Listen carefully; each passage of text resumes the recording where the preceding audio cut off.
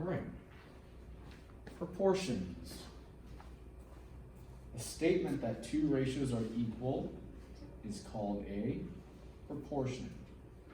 And we'll see a lot of that and explain that as we go along through this section. We'll talk about the cross product. I'm not going to define it for you, and let's not worry about that, but let's start off at number 4, because we're going to learn how to do the cross product and how all those definitions really tie in together. There's no point in defining them. Proportion was the only one that I was interested in. With that said, here we go. I have 3r plus 6 over 9, which equals 5r minus 40 over 5. When we're doing proportions, what we want to do is make the left side equal the right side and maintain that proportion. When we don't know what that is, we do what's called the cross product. And so if I have some fraction, a over b equals c over d, a over b equals c over d, a can be anything. It can be a string of things like you can see here, or it can be just a number like the 9 represents the b. It can be anything. What the cross product allows us to do is solve in a manner, test in a manner, to see that we have set up the correct proportion. If I multiply a and d, and I multiply b and c, if those answers end up being equal, they are known to, those fractions are known to be proportional. This process of multiplying diagonally across is called the cross product. Not to be confused with cross diagonal cancellation. This is not the same as cross diagonal cancellation. What is cross or diagonal cancellation? Well, recall when we were multiplying fractions. If I had 15 over 4 times, let's say 2 over 5. We would say, okay, 15 and 5 are both divisible by 5. 15 divided by 5 is 3. 5 divided by 5 is 1. 2 and 4 are both divisible by 2. 2 divided by 2 is 1. 4 divided by 2 is 2. This would have represented cross or diagonal cancellation. But as you can clearly see here, this cross product is not that. So you don't want to confuse the two skills. They are both important skills, but they are used in very different contexts and problems. So as you can clearly see here, we're not interested in simplifying in the diagonal. We're not even multiplying anything in terms of this times this. This fraction is set equal to this fraction. Look at the complete difference in the setup. We have an equal sign between two fractions versus a multiplication sign. That is another indicator. Okay? So with that said, let's do the cross product on this and see what happens. So if I take 5 and I multiply it by 3r plus 6, it's going to look like this. 5 times 3r plus 6. Now I'm not going to cut any corners. I'm going to show every step. Isn't that true? 5 times 3r plus 6 is this. Look at what I did there. And you see that I took d and I multiplied it by a. Now, a times d, d times a, same thing. Let's look at the other side. 9 times 5r minus 40. 9 times 5r minus 40.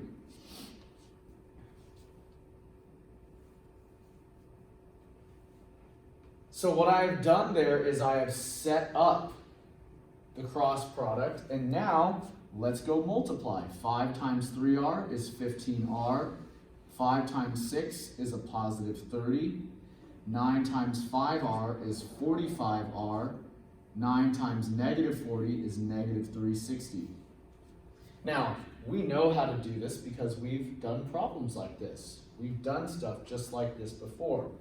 And now, let's move things like we did in our previous section. Let's solve for the variable. Now, I'm going to move the 15r over. As was asked in a previous class, does it always have to be the r on the left, the variable on the left, and the number on the right? No, not at all.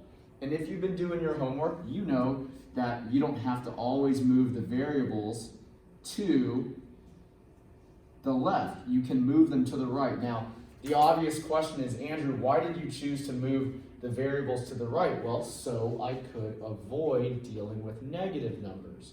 As we've said in the past, dealing with negative numbers raises the likelihood of making a sign error. Okay? All right, so if I move the variables to the right, I would move the constants or the numbers to the left, meaning that I would add 360 to both sides. 30 plus 360 is 390, which equals 30r. And now I'm one step away from solving for the r value that would make these two fractions proportional. And so that's going to be, what, 13? There it is. And this is actually a very good problem. I'm surprised that they put it so early in the process of learning the cross product, but sometimes starting off with the hard stuff, you end up feeling really good when you get to the easy stuff. Any questions about the process itself? Any questions about your problem? So all you would put in is 13 for your answer. And what does 13 represent? 13 represents the number that if I put it in for r here and here would make these fractions equal to or proportional to each other, like we've done before. 13 is the value that would make the left side match the right side. That's it. Now, notice how when you did this, there wasn't really actually anything new. The only thing new was everything above my hand right here. Everything from here, from my hand down, is all review. It's all stuff we've done in a prior class. Are there any questions about number 4, mine or yours? Happy to do your problem. You just let me know. Okay, number 5.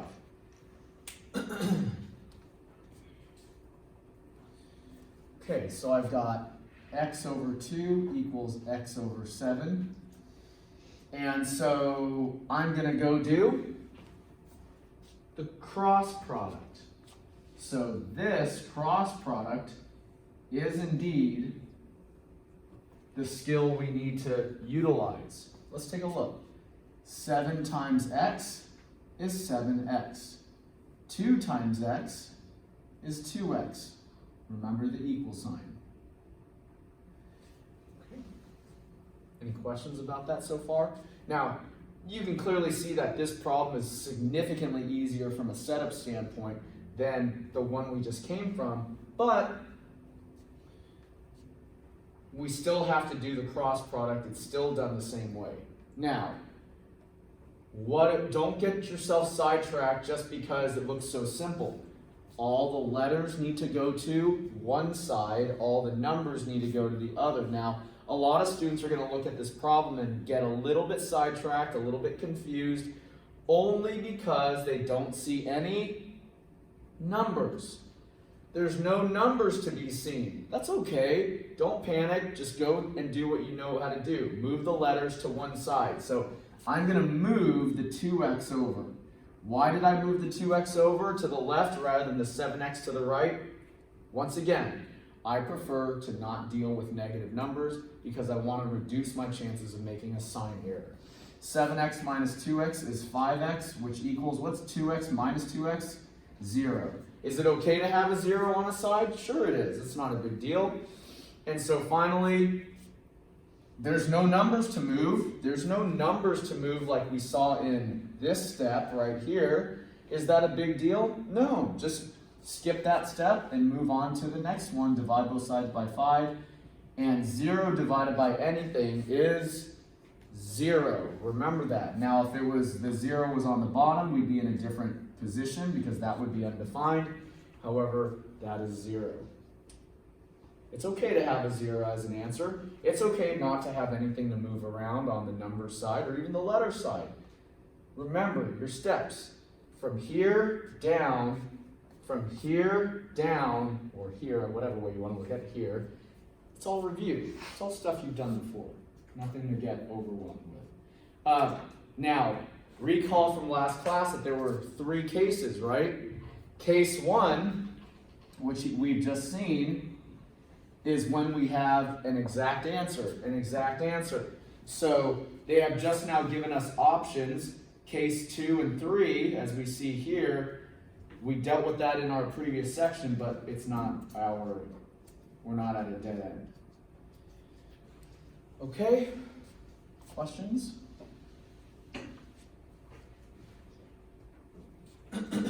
All right, let's roll.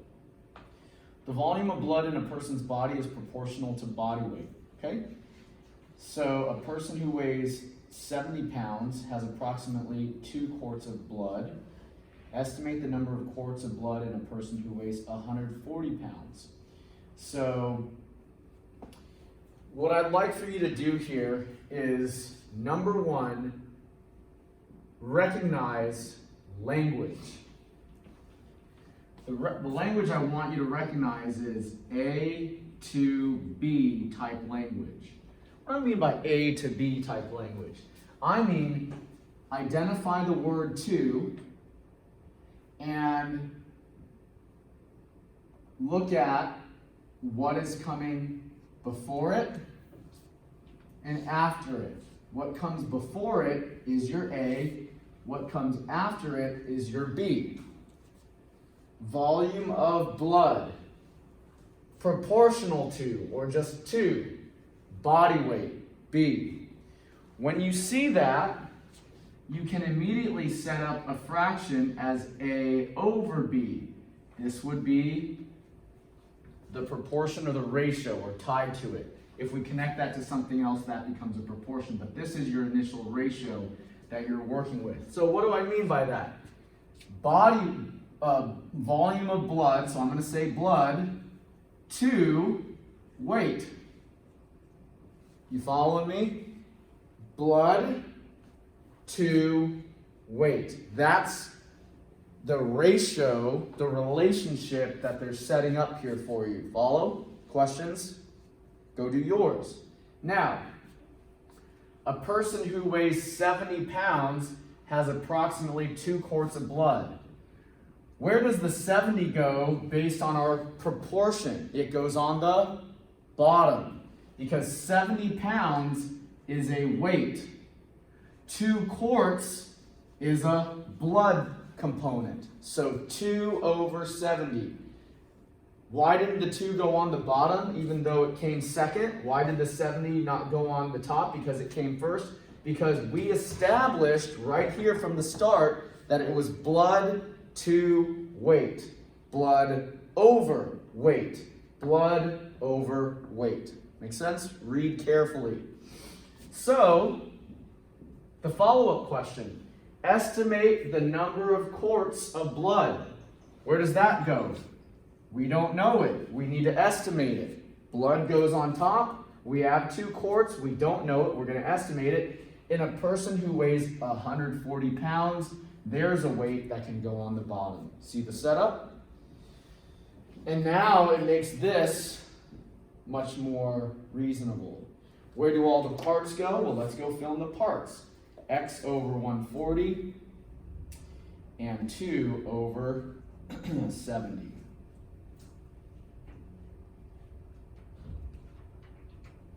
Then we'll solve it in just a moment, but I want you to set it up. Did you get your setup correct? If you didn't, you let me know, and I'll help you set your problem up. Questions? All right, let's go solve it. Let's go solve for x using the cross product. Now this right here, a ratio and a ratio set equal to each other, that's a proportion. So here we go. Cross product, 140 times 2. I'll just do it in my head. 280 70 times x is 70x. There's the setup. And notice I just did everything that I did before, but since this was numbers, I just multiplied it. I went ahead and multiplied 140 times 2. But notice, it's the same thing that we've done before. Cross product, cross product, cross product. All right. Then, of course, simplify, divide by 70, solve for x, and that's going to be a 4. What does 4 represent? 4 quarts of blood are generally going to be, based on what they claim, is going to be the amount of blood in a person who weighs 140 pounds. Got it?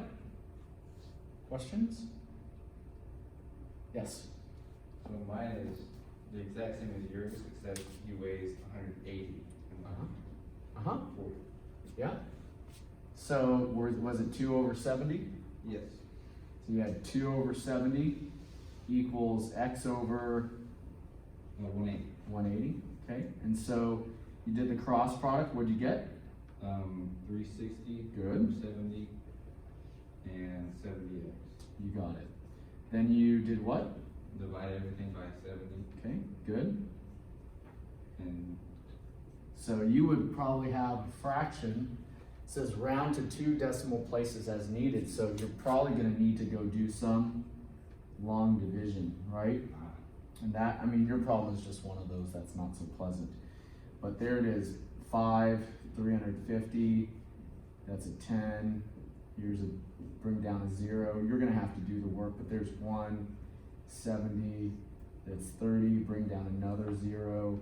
That's gonna be a 4, 280, it's just a little bit of a long division problem. Bring down one more 0, 200, that's gonna be 2. So 5.14. If it's not the case, then we need to look at your numbers initially. Is that right? Was it correct? yes, sir. Okay, good. So just, you didn't have as nice of a problem. It didn't come out clean. And I'm glad that you actually asked, because many people might have assumed that it has to come out nice and clean, when in reality, for some people, this round to 2 decimal places is indeed applicable to them. Okay? Questions about that at all? Other questions? That was good. Glad you asked. Anything? Okay. Number 7. All right. Alligator's tail length is proportional to its body length. Well, let's set up our A to B. So what does it say? Tail to body. There's the setup, isn't it? There's the relationship. So tail to body means tail over body. Try to simplify it and clean it up into just one word to describe, if possible, what's going on. So that's what I did. Tail to body, tail over body. Yeah, you could have written all sorts of stuff, but it's unnecessary. Okay. An alligator with a body length of 3.4 feet. Where does body length go? In the bottom, because that's what we established. Has a tail length of 3.8. 3.8 goes on top. So don't always assume that the bigger number is going to go on the top or the bottom. Put it where it's supposed to be based on the ratio that you set up. Tail to body, tail over body. Only tail dimensions should go on top, only body dimensions should go on bottom. Okay. All right, let's keep going. Equals. What is the tail length? What is the tail length? Well, we don't know, so tail length's unknown on top. Now, if they said, what is the body length? We put the x in the bottom. It depends. So don't always assume that the x should go on top. It depends. If they gave you the tail length, then you're going to have a number, and they don't give you the body length, you're going to put your variable down here. Anyways, body length 5.3, and we're ready to go finish that problem. There's your setup. So I'm going to go type our pieces in. 5.3, 3.8, and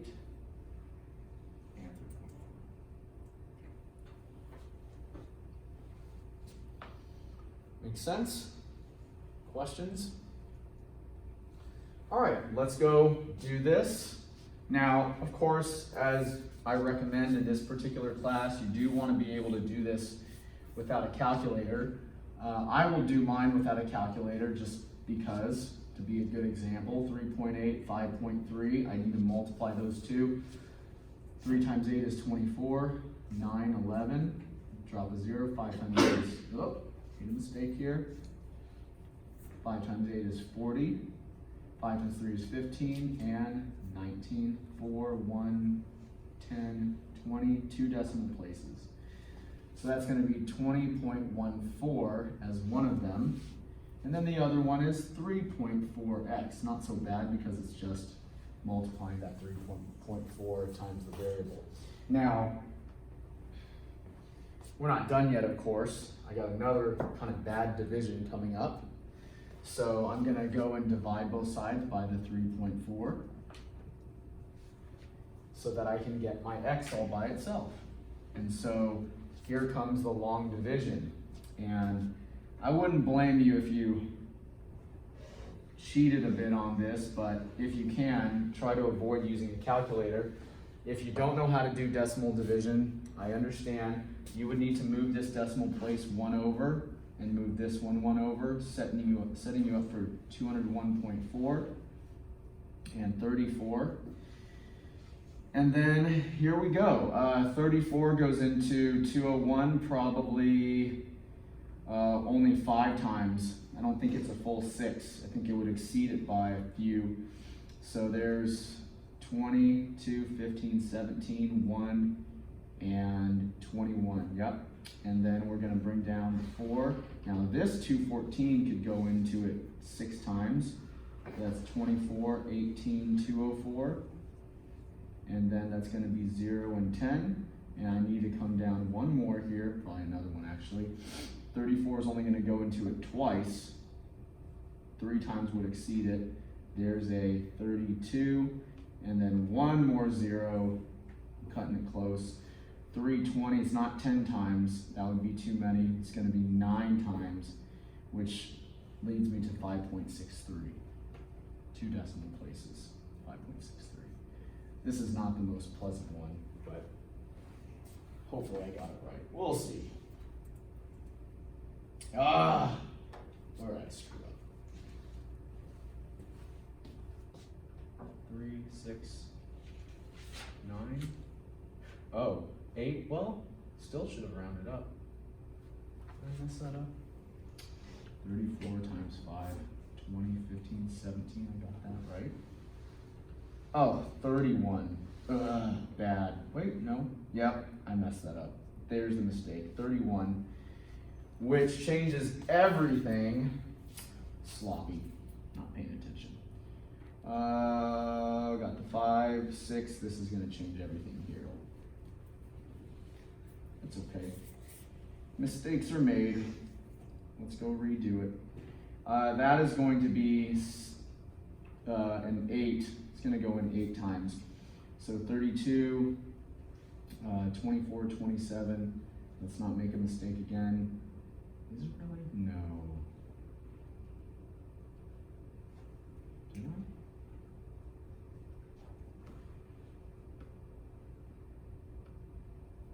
Nine times. Bad. Yeah. 6, 3, 27, 306. And 8. Let's bring it down. 0. That's going to only be 2 times for 68. 12. Bring down another 0. And that's going to be 4 times. No. 3 times. Maybe 3 times. 5.92. Anyways, there it is. That should be right.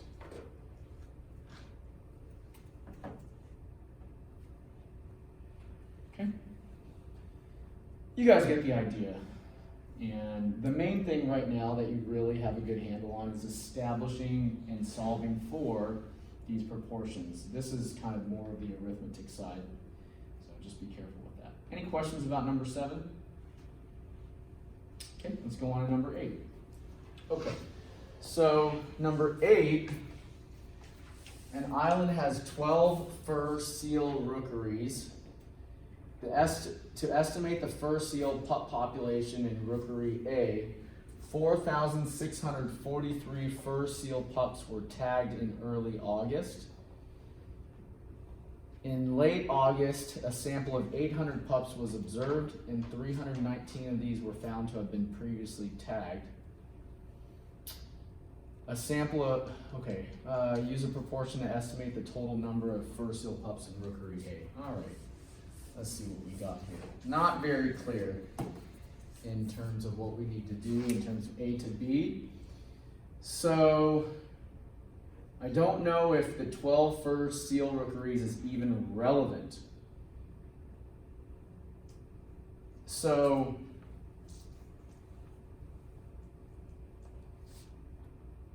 seal pups were tagged.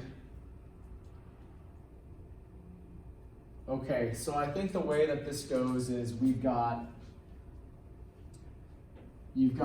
tagged pups to observed pups. That's what I'm thinking this might be. And where I'm getting this from is that they said a sample of 800 pups was observed. 319 of these were found to be tagged. So what I'm seeing in this proportion is that 319 were tagged out of 800. So tagged to observed. 319 tagged to 800 that were observed. Follow me? Okay. Now, use a proportion to estimate the total number of fur seal pups in rookery A. Well, this 4,643 is a very important number. The question is, does that 4643 go on top, or does it go on bottom? I hope that you're thinking top, because if you read onward, these were pups that were tagged from rookery A. And so, again, that theme of keep things where they were in the proportion is key. Tagged to how many? Tagged to how many? Observed.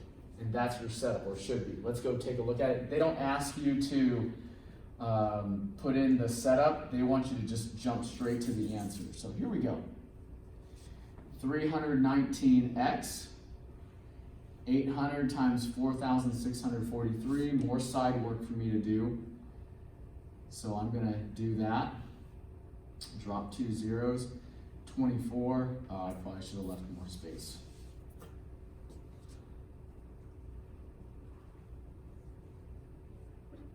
Drop 2 zeros, 24, 32, 34, 48, 51, 32, 37, 3,714,400. Boy, what a terrible division. I'm so tempted to use a calculator. It says round to the nearest whole number. Well, let's see if I can do this correctly in my on screen here, not in my head, but here. Okay. Boy. Not in a 3, not in a 7, not in a 1. 371, yes. Yes, it could go in a 371, so there's 319. Subtract 11, 2, 6, 5, 52. Bring down the 4. 524, only going to go in once. Look, I'm sure that many of you are not doing this by hand. I wouldn't blame you. 1, 0, and 205. Yep. And then bring down a 4. 6 times. So 319 times 6. 320. 1920. 1914, I think, is the answer. Let's see here. No, 1911. Yeah, that's right. Yep, 1914.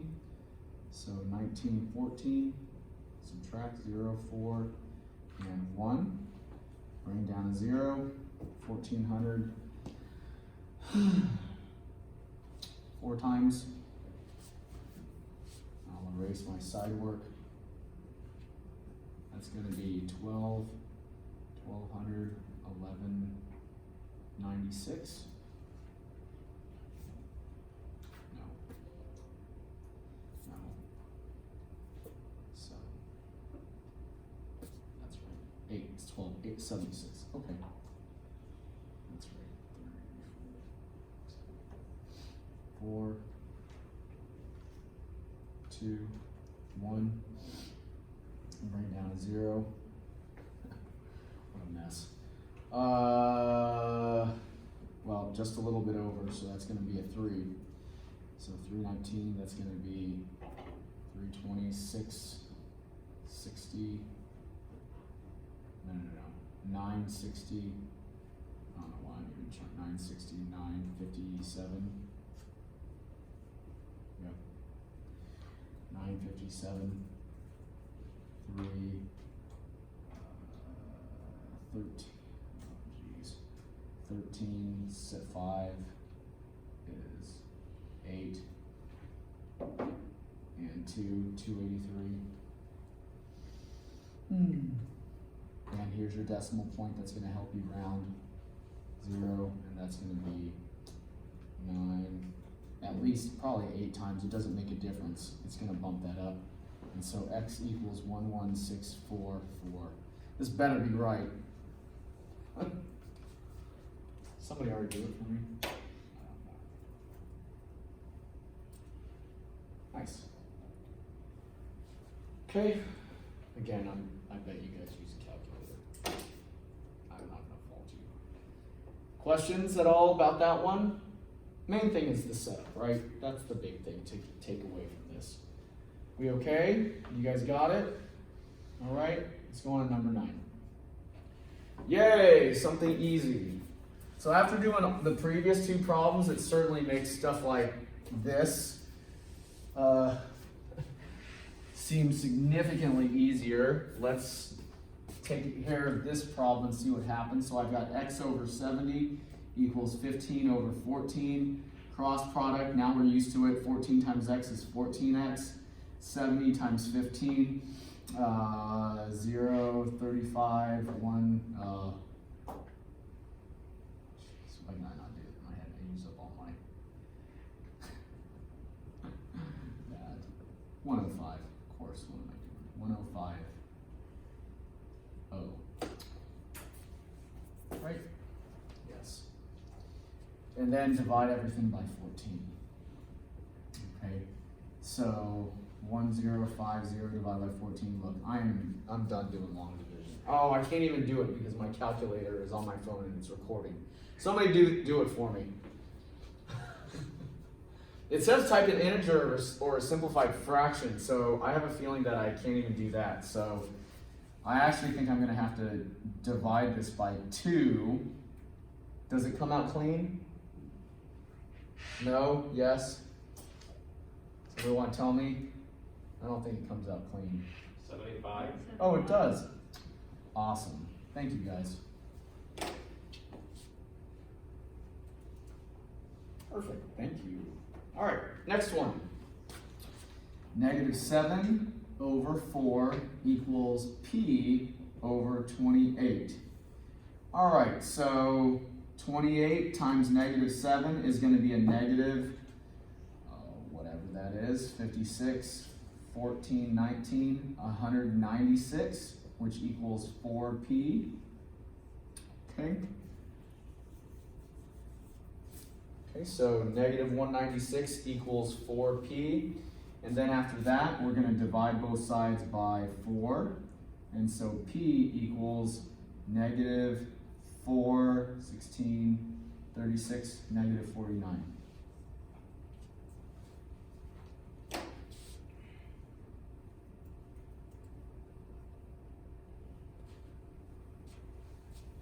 I mean, look, reality is what is actually hard in this section? All the arithmetic. The skill itself is now that you guys have seen enough of it, the cross product is really not hard. Now, what makes this hard is if you're actually trying to do all of this multiplication and division by hand, that's significantly harder than the cross product. Any questions about number 10? You let me know. All right, 11.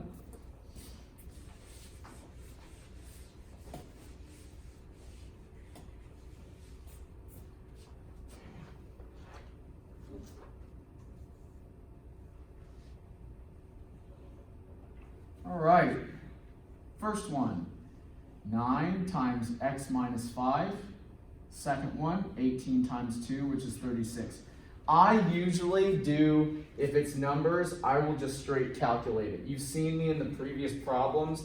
If it's numbers, I'm going to do my best to calculate it. However, if it's something like 9 times x minus 5, I will write it out and then take one more step to distribute. So I try not to skip that step. I'll write everything out and then I will go and distribute it like you see here.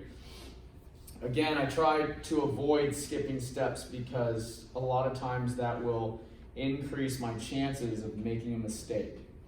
Okay, so now solve it using the algebra that we learned in previous sections. I'm going to add 45 to both sides. You guys know that one. And so 9x equals 11, 7, 8, 81. Divide both sides by 9. Again, practice from before. And x equals 9. That one should be pretty straightforward. Any questions about number 11? Anything I can do for you on 11?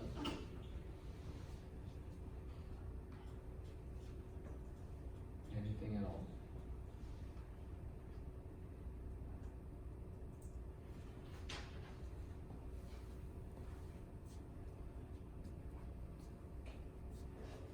Yes. I don't see where I messed up. So I have x over x minus 14. Okay. Sorry, x minus 4. Okay. That's where I messed up. You put a 1 in front of Yeah. 4? Okay, good. See, sometimes you just got to read the problem you made. Once you read the problem, you figure it out. Making it verbal oftentimes solves your problem. Good. Anybody else? Number 11? Okay. I'll get started on 12, but it's the same thing. It's just more practice with the same set of skills. So here we go.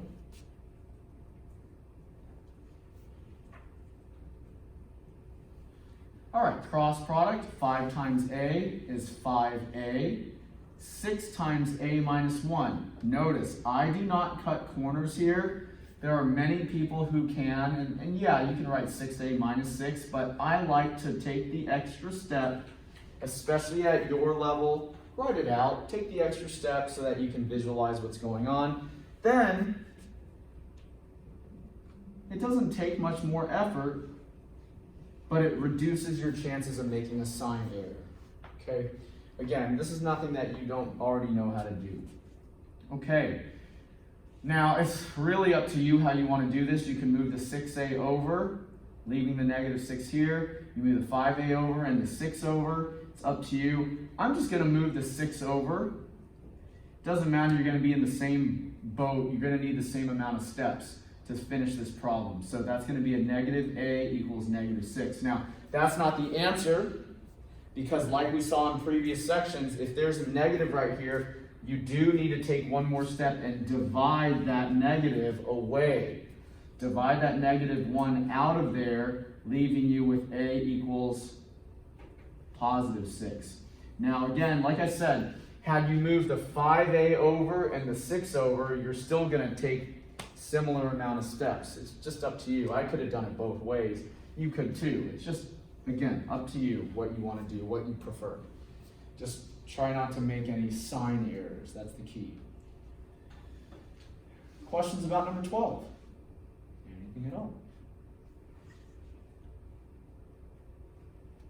Anything I can help you with on 12?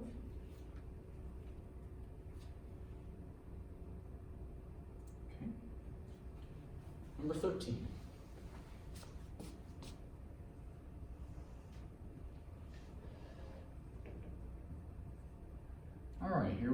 2 times a, 2a. 3 times a minus 1, like I've done in previous problems, I'll just write it as 3 times a minus 1. So notice the consistency. I try to minimize errors. So that's going to be 2a equals 3 times a, 3a. 3 times negative 1, negative 3. And now I'm very much in the same starting point to finish out the problem. Okay. Now, this time, I'm not going to move the a's to the left. I'm just going to do it a little bit different. I'm going to move the a's to the right and just prove to you that it doesn't really make a difference where you move things, so long as letters go to one side and numbers go to the other. See how there's the same amount of steps to finish the problem? It doesn't really make a difference. But if you move, you might end up with negatives, which this one has a higher likelihood of making a mistake versus this one. It doesn't matter. I could have solved this one the same way that I solved this one by moving the letters to the left, but I chose to show you that moving them either way results in the same amount of steps being taken. It just depends on you and where you might be more likely to make a mistake. Questions at all? Anything I can help you with? Something not working out? Let me know. Just let me know.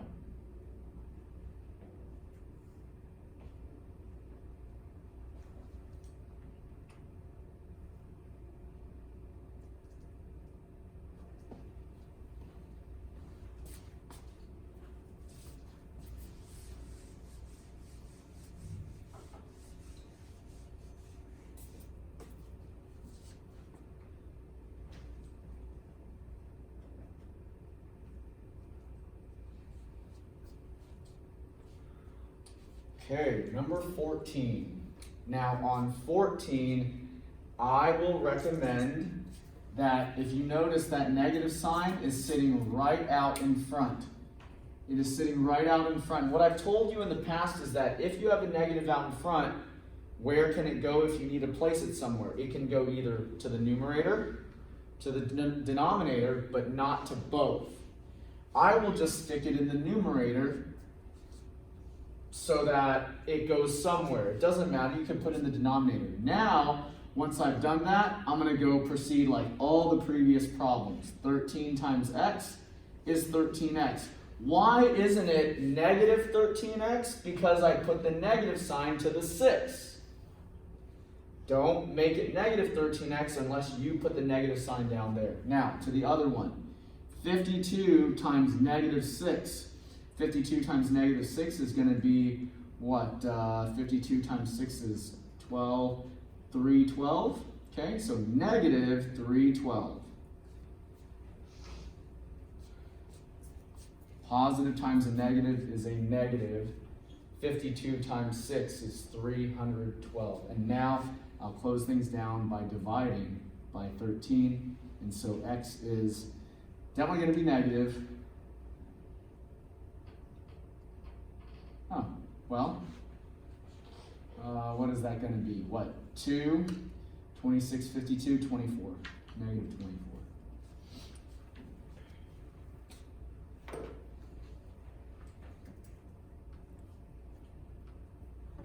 Any questions about that problem?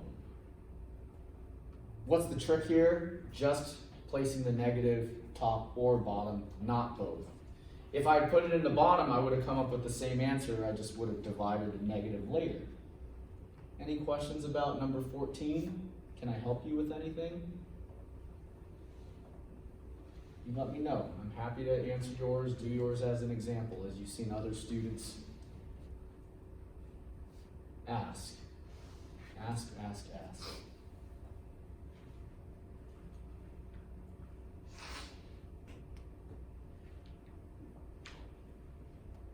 I'm going to leave 15 for you to do all by yourself.